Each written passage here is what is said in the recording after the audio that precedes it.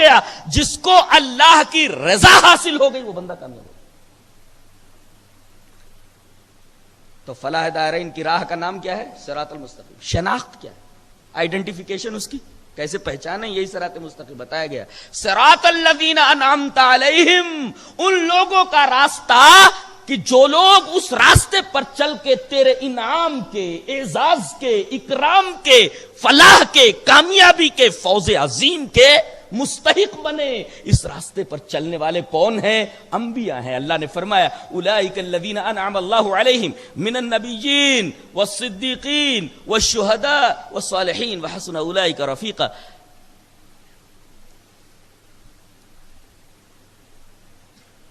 علامہ ابن قیم کی ایک کتاب میں پڑھ رہا تھا، تہذیب مدارج السالکین شرح ایاک نعبد و ایاک نستعین.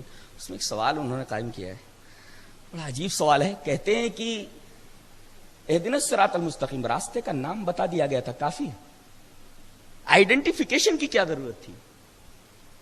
یہی راستہ ہے جس پر انبیاء جا رہے ہیں، شہداء جا رہے ہیں، صدیقین جا رہے ہیں، صلحاء جا رہے ہیں. یہ کہنے کی کیا ضرورت تھی؟ راستے کا نام معلوم ہو گیا تو کافی ہے. شناخت کی کیا ضرورت تھی؟ آئیڈینٹیفیکیشن کی کیا ضرورت تھی کہ یہ راستہ ہے جس پر انبیاء جا رہے ہیں، صدیقین اور شہداء اور صالحین جا رہے ہیں.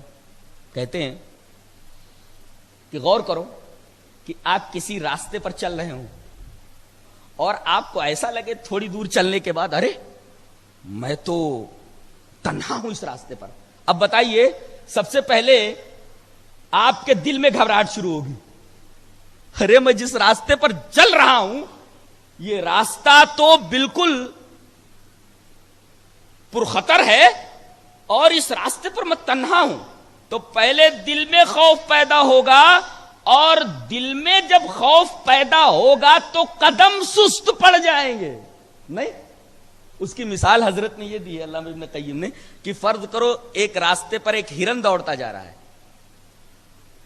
بہت تیز رفتار جانور ہے، چیتا ہی اسے پکڑ سکتا ہے، اور وہ بھی ایک خاص رفتار اختیار کرنے کے بعد. بہت تیز رفتار جانور ہے، ایک راستے پر جا رہا ہے. لیکن اگر اسے معلوم ہو جائے، احساس ہو جائے کہ میرے پیچھے چیتا ہے، تو جانتے ہیں اس کی رفتار میں تھوڑی کمی آ جائے گی. کیسے؟ وہ یوں دیکھے گا کتنی دور ہے ابھی، وہ کتنی دور ہے ابھی، وہ پیچھے مڑ مڑ کر کے دیکھے گا، اتنا وقت لگ جائے گا اسے آگے بڑھنے میں تاخیر کے لیے. جتنا پیچھے مڑ کر کے دیکھے گا، ایک تو وہ گھبراہٹ میں مبتلا رہے گا، اور دوسرے گھبراہٹ میں مبتلا ہونے کی وجہ سے دائیں بائیں آگے پیچھے دیکھے گا تو اس کی رفتار میں تو فطری طور پر نیچرلی سستی آنے ہی والی. اس کا مطلب یہ ہے کہ اگر آدمی کسی راستے پر چل رہا اور اسے احساس ہو جائے کہ میں تنہا ہوں تو اس کی رفتار سست پڑ جائے گی. لیکن اگر اسے پتا چلے ہرن کو کہ آگے ہرنوں کا غول جا رہا ہے، وہ بہت تیز رفتاری سے دوڑے گا. اس صراط مستقیم کے سالک کو بھی اگر یہ معلوم ہو جائے کہ آگے کچھ لوگ جا رہے ہیں تو دیکھو، ایک تو اس کا ڈر ختم ہو جائے گا کہ میں اس راستے پر تنہا نہیں ہوں، بہت سارے لوگ آگے جا رہے ہیں، اور دوسرے اس کی رفتار میں تیزی آ جائے گی کہ آگے بڑھ کر کے تیز رفتار ہو کر کے تیز رفتاری سے میں ان کا ساتھ پکڑ لوں. اس وجہ سے آئیڈینٹیفیکیشن کی ضرورت پڑی، شناخت کی ضرورت پڑی کہ راستے کا نام کافی نہیں ہے، بلکہ پتہ لگاؤ کہ راستہ کون سا ہے. نام کافی نہیں ہے، پتہ لگاؤ.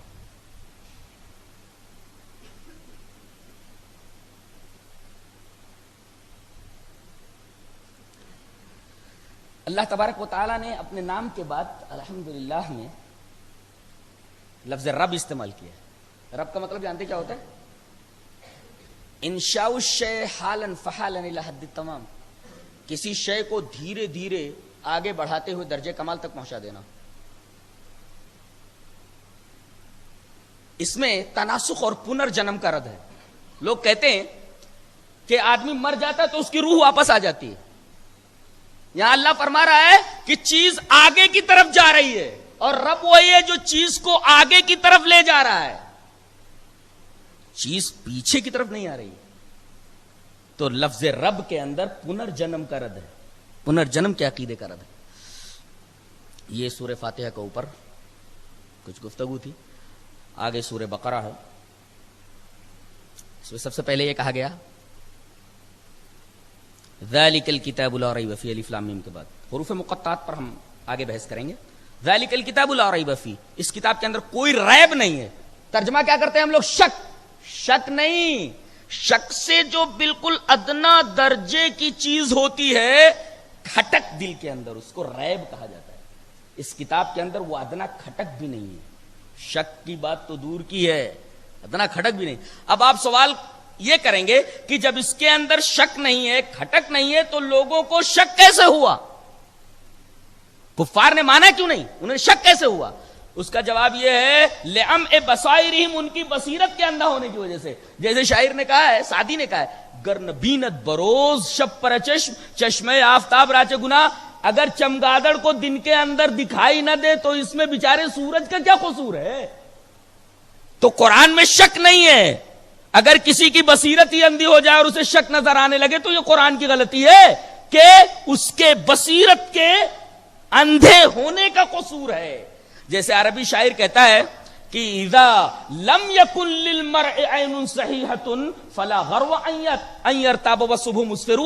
کہتا ہے کہ اگر کسی آدمی کی آنکھ ہی صحیح نہ ہو, اذا لم يكن للمرء عين صحيحة, اگر کسی آدمی کی آنکھ ہی صحیح نہ ہو, فلا غروا, تو تعجب کی بات نہیں ان يرتاب کی شک کرے, والصبح مسفر, جبکہ آفتاب نکلا ہوا ہو, آفتاب روشن ہو, پھر بھی اس کو شک ہو, تو کیا کہا جائے گا اس کو؟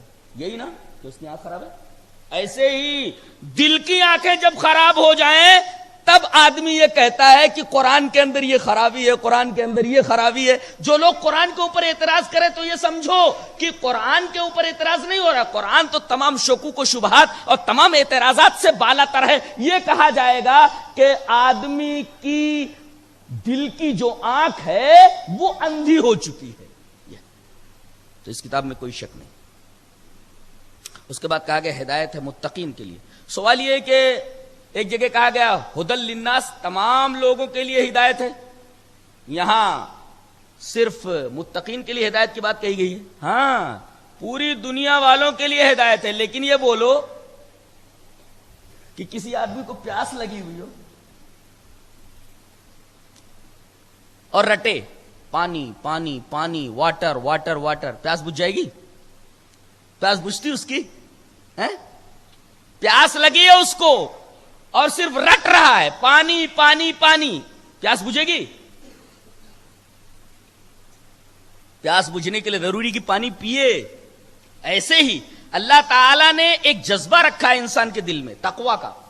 جیسے کہا فَأَلْهَمَهَا فُجُورَهَا وَتَقْوَاهَا, انسان کے دل میں ہم نے فجور کو بھی الہام کر دیا ہے اور تقوی کا بھی الہام کر دیا. اب آدمی اپنی بدنصیبی سے تقوی کے اس جذبے کو, جو بھلائی اور برائی کی پہچان کرتا ہے, شناخت کرتا ہے, وہ جذبہ ہی اگر مسخ ہو جائے تو پھر آدمی طالب ہدایت نہیں رہتا.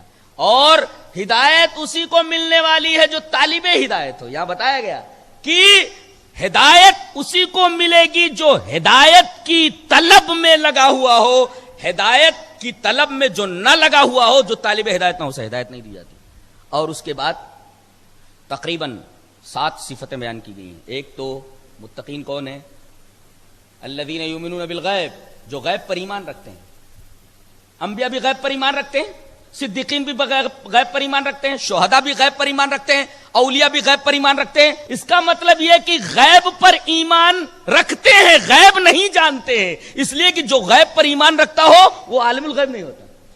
ثابت یہ ہوا کہ انبیاء غیب کا علم نہیں رکھتے بلکہ مومن بالغیب ہوتے ہیں. وہ اولیاء غیب کا علم نہیں رکھتے, مومن بالغیب ہوتے ہیں. شہداء غیب پر ایمان رکھتے ہیں, مومن بالغیب ہوتے ہیں, عالم الغیب نہیں ہوتے.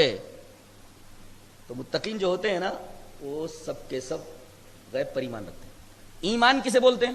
ایمان کسی کی بات کو کسی پر اعتماد کر کے دل سے